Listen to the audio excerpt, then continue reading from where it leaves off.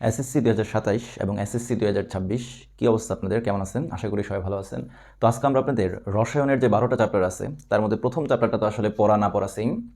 তবে second chapter যেখান থেকে আপনার বোর্ড পরীক্ষায় কোশ্চেন আসে সেটা হচ্ছে পদার্থের অবস্থা, এবং আমরা চেষ্টা করব এই পদার্থের অবস্থার উপর একটা ফ্রি প্লে লিস্ট আপনাদেরকে দেওয়ার, এবং এই চ্যাপ্টারের একবারে বেসিক থেকে অ্যাডভান্স সব কিছুই আমরা ইনশাল্লাহ ভিডিও আকারে পর্যায়ক্রমে দেওয়ার চেষ্টা করব। তো আজকে আমরা খুব ইন্টারেস্টিং একটা টপিক শুরু করব। এই অধ্যায়ের নামই হচ্ছে পদার্থের অবস্থা। তো সর্বপ্রথম আসেন, পদার্থ জিনিসটা কি? ছোটবেলা থেকে আপনাকে অনেকে অপদার্থ বলে আসতেছে যে তুই একটা অপদার্থ, কিন্তু এই চ্যাপ্টার পড়ার পরে আপনি জানতে পারবেন আপনি আসলে অপদার্থ না, আপনিও পদার্থ। দেখেন, পদার্থ কখন আমরা একটা বস্তুকে বলবো? যখন একটা বস্তুর মধ্যে তিনটা বৈশিষ্ট্য থাকবে। একটা হচ্ছে যখন একটা বস্তুর একটা নির্দিষ্ট ভর থাকবে, সে একটা নির্দিষ্ট জায়গা দখল করবে এবং সে বল প্রয়োগে বাধা দান করবে। তাহলে যে বস্তুর একটি নির্দিষ্ট ভর আছে, একটি নির্দিষ্ট জায়গা দখল করে এবং বল প্রয়োগে বাধা দান করে, তাদেরকে আমরা কি বলি? পদার্থ বলি। তাহলে পদার্থের বৈশিষ্ট্যের মধ্যে প্রথম বৈশিষ্ট্য কি? একটা নির্দিষ্ট ভর থাকবে, একটা নির্দিষ্ট জায়গা দখল করবে এবং বল প্রয়োগে বাধা দান করবে। এখন একটু নিজেকে কল্পনা করেন, আপনার নির্দিষ্ট একটা ভর আছে, আপনি নির্দিষ্ট একটা জায়গা দখল করতেছেন এবং আপনি বল প্রয়োগে বাধা দান করতেছেন। তার মানে আপনি কি? অপদার্থ না, আপনি মূলত পদার্থ। তাহলে আজকের পর থেকে কেউ যদি আপনাকে অপদার্থ বলে, তাহলে তাকে পদার্থের সংজ্ঞা বুঝিয়ে বলে দিবেন যে আপনি অপদার্থ না, আপনি কি? পদার্থ। ওকে, এখন পদার্থের তিনটা ভৌত অবস্থার সাথে আমরা পরিচিত। একটা হচ্ছে কঠিন, একটা তরল, আর একটা হচ্ছে বায়বীয় বা গ্যাসীয় পদার্থ। এখন এখানে আমরা দুইটা টার্ম খুবই গুরুত্বপূর্ণ, কারণ এই টার্মগুলো রিলেটেড আপনার জ্ঞানমূলক এবং এমসিকিউতে আপনার প্রবলেম ফেস করে থাকবেন। আচ্ছা, আন্তঃকণা আকর্ষণ বল বা আন্ত আণবিক শক্তি, আরেকটা হচ্ছে আন্তঃকণা দূরত্ব বা আন্ত আণবিক দূরত্ব। তো আমরা যদি আন্তঃকণা আকর্ষণ বলি, মূলত দুটি কণার মধ্যবর্তী যে আকর্ষণ বল, দুটি কণার মধ্যবর্তী যে আকর্ষণ বল, তাকে বলা হয় আন্তঃকণা আকর্ষণ বল। এখন এই যে কণাটা, এটা হতে পারে পরমাণু, হতে পারে অণু, হতে পারে আয়ন। এখন এই কণাটা যদি একটা অণু হয়, তখন সেই আন্তঃকণা আকর্ষণ বলকে আমরা কি বলি? আন্ত আণবিক শক্তি বা আন্ত আণবিক আকর্ষণ বল বলি। এই জন্য আমরা বলি যে সকল আন্ত আণবিক শক্তি বা সকল আন্ত আণবিক আকর্ষণ বল আন্তঃকণা আকর্ষণ বল, কিন্তু সকল আন্তঃকণা আকর্ষণ বল কি নয়? আন্ত আণবিক শক্তি বা আন্ত আণবিক আকর্ষণ বল নয়। তাহলে এই দুইটা জিনিস প্রায় সেম, কিন্তু ছোট্ট একটা ডিফারেন্স আছে, যে আমরা বলি না যে সেম সেম বাট ডিফারেন্ট। তার মানে এই কণাটা যদি আমরা স্পেসিফিক অণু বলি, তাহলে আপনার যদি জ্ঞানমূলকে পরীক্ষায় আসে যে আন্তঃকণা আকর্ষণ কাকে বলে, তখন আপনি কি বলবেন? যে দুটি কণার মধ্যবর্তী আকর্ষণ বলকে আন্তঃকণা আকর্ষণ বল বলে। আর যদি আন্ত আণবিক শক্তি বা আন্ত আণবিক আকর্ষণ বলের সংজ্ঞা আসে, তখন আমরা কি লিখবো? যে দুটি অণুর, তার মানে কণাটা তখন স্পেসিফিক কি হবে? অণু হবে। কারণ কণা বললে এটা কিন্তু আমরা স্পেসিফিক বলতেছি না, এটা পরমাণু নাকি অণু নাকি আয়ন। কিন্তু আন্ত আণবিক বললে আমরা কি বলবো? দুটি অণুর মধ্যবর্তী আকর্ষণ বলকে আন্ত আণবিক শক্তি বলে। সেম ভাবে যখন কণা থাকবে, তাহলে দুটি কণার মধ্যবর্তী দূরত্বকে আন্তঃকণা দূরত্ব বলে, আর আন্ত আণবিক দূরত্ব বলে আমরা কি বলবো? দুটি অণুর মধ্যবর্তী দূরত্বকে আন্ত আণবিক দূরত্ব বলে। এখন আসেন, কঠিন পদার্থে কি হয়? এই যে কণাগুলা বা অণুগুলা অনেক কাছাকাছি থাকে না? তার মানে একটু ঠান্ডা মাথায় খেয়াল করে দেখেন তো, কঠিন পদার্থের ক্ষেত্রে আন্তঃকণা দূরত্ব বা আন্ত আণবিক দূরত্বটা কি হবে? সবচেয়ে কম হবে। যার কারণে এদের মধ্যে আন্তঃকণা আকর্ষণ বল বা আন্ত আণবিক শক্তিটা কি হবে? সবচেয়ে বেশি হবে। যেহেতু কাছাকাছি থাকে, তাহলে কাছাকাছি কেন থাকে? তাদের মধ্যে আকর্ষণ বলটা কি বেশি, তাদের মধ্যে আন্ত আণবিক শক্তিটা কি বেশি। তাহলে কঠিন পদার্থের ক্ষেত্রে আন্তঃকণা দূরত্ব বা আন্ত আণবিক দূরত্ব সবচেয়ে কম, আর আন্তঃকণা আকর্ষণ বল বা আন্ত আণবিক শক্তি কি সবচেয়ে বেশি।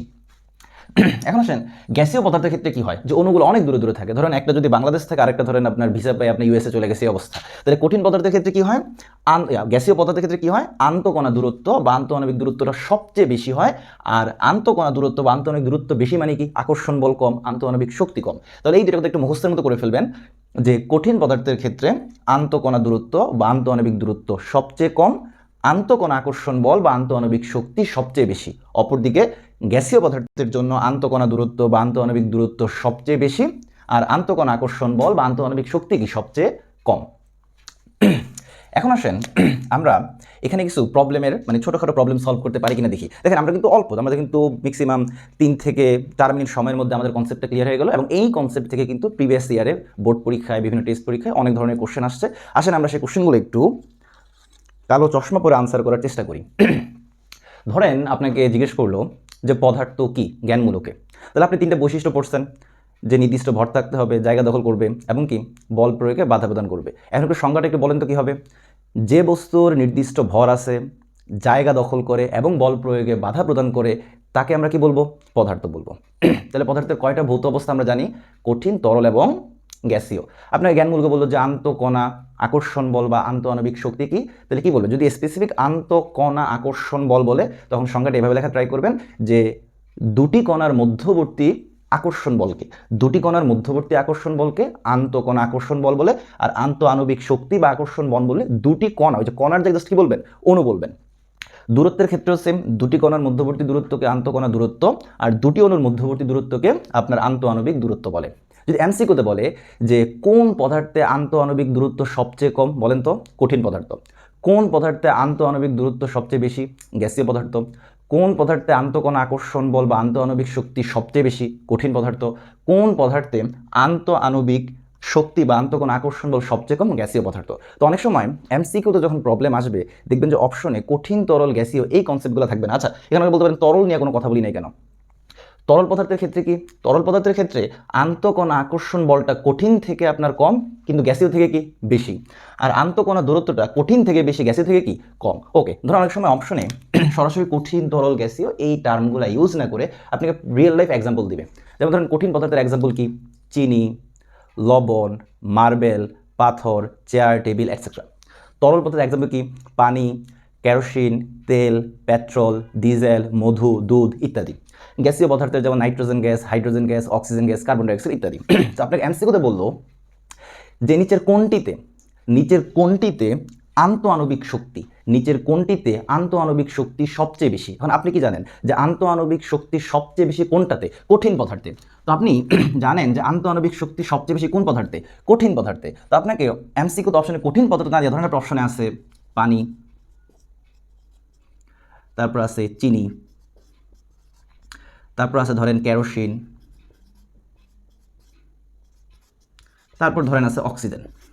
তাহলে দেখেন এমসিকিউতে আপনাকে যদি বলে যে নিচের কোনটির জন্য আন্তঃআণবিক শক্তি সবচেয়ে বেশি বা নিচের কোনটিতে আন্তঃআণবিক শক্তি সবচেয়ে বেশি, এখন আপনি কি শিখছেন? কঠিন পদার্থে আন্তঃআণবিক শক্তি সবচেয়ে বেশি হবে। তাহলে এখানে একমাত্র কঠিন পদার্থ কোনটা? চিনি না? তাহলে আনসার কি হবে? এটা হবে, কারণ অক্সিজেন গ্যাস, এটা বায়বীয় বা গ্যাসীয় পদার্থ, কেরোসিন পানি কি তরল পদার্থ। তাহলে আন্তঃআণবিক শক্তি সবচেয়ে বেশি কোথায়? কঠিন পদার্থ। আনসার কি হবে? চিনি, যেহেতু চিনি আপনার কঠিন পদার্থ। আর যদি এটা কোশ্চেনটা বলে যে নিচের কোনটিতে আন্তঃকণা দূরত্ব বা আন্তঃআণবিক দূরত্ব সবচেয়ে বেশি, তো আমরা জানি আন্তঃকণা দূরত্ব বা আন্তঃআণবিক দূরত্ব সবচেয়ে বেশি কোথায়? গ্যাসীয় পদার্থে। তখন আনসার কি হবে বলেন তো? অক্সিজেন। অর্থাৎ আপনি যদি এই কনসেপ্টটা ক্লিয়ার রাখেন, আপনি টেস্ট পেপার খুললে বা অনুশীলনী খুললে বা আপনি যদি বিভিন্ন প্রিভিয়াস ইয়ারের বোর্ড কোশ্চেন খুলতে পারেন, এই টাইপের কোশ্চেন হিউজ টাইম আসছে। তবে আপনি জাস্ট 4 থেকে 5 মিনিট সময় যদি ব্যয় করে আমাদের ভিডিওটা দেখেন, তাহলে দেখবেন যে এই টাইপের যত এমসিকিউ আছে আপনি ইনশাল্লাহ খুব দ্রুত এবং খুব সঠিকভাবে কী করতে পারতেছেন? আনসার করতে পারতেছেন।